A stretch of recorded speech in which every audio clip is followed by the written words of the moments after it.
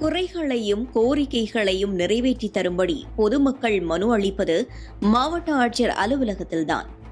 பொதுமக்களின் குறைகளை தீர்த்து வைக்கும் ஆட்சியர் அலுவலகத்திலேயே குறைகள் இருந்தால் யாரிடம் போய் முறையிடுவது என கேட்க தோன்றுகிறது இந்த காட்சி. ராமநாதபுரம் மாவட்டம் நயினார்கோவில் அருகே அஞ்சாமடையைச் சேர்ந்தவர் சசிகுமார். 2 கால்களும் செயலிழந்த நிலையில் தனக்கு சேர வேண்டிய சொத்தை பெற்றுத்தரும்படி மனு அளிக்க மாவட்ட ஆட்சியர் அலுவலகத்திற்கு வந்தார். ஆட்சியர் அலுவலகத்தில் வீல் சேர் இல்லாததால் கால்கள் நடக்க முடியாத சசிகுமார் படிக்கட்டுகளில் தவழ்ந்தபடி ஏறி மூச்சு இறைக்க சென்றார். வீல் சேர் இன்றி இப்படி தவழ்ந்து வந்தது காண்போரை கண்கலங்கச் செய்தது.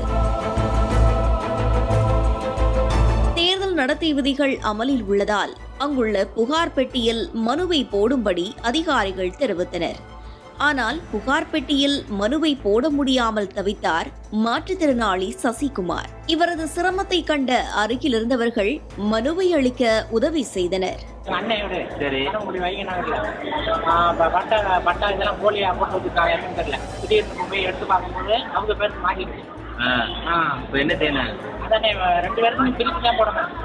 அம்மா எடுத்து உங்க அண்ணன் எழுதி வாங்கிட்டாரா?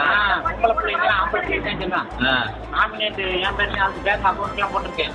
எங்க ரேஷன் கார்டில் குடும்ப தலைவராக இருக்கு.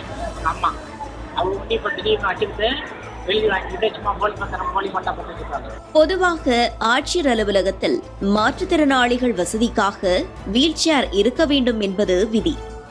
ஆனால் அதை கூட சரிவர செய்யாமல் இப்படி மாற்றுத்திறனாளிகளை சிரமப்படுத்துவது குறித்து எங்கு சென்று மனு அளிப்பது என்பதுதான் பொதுமக்களின் கேள்வியாக இருக்கிறது.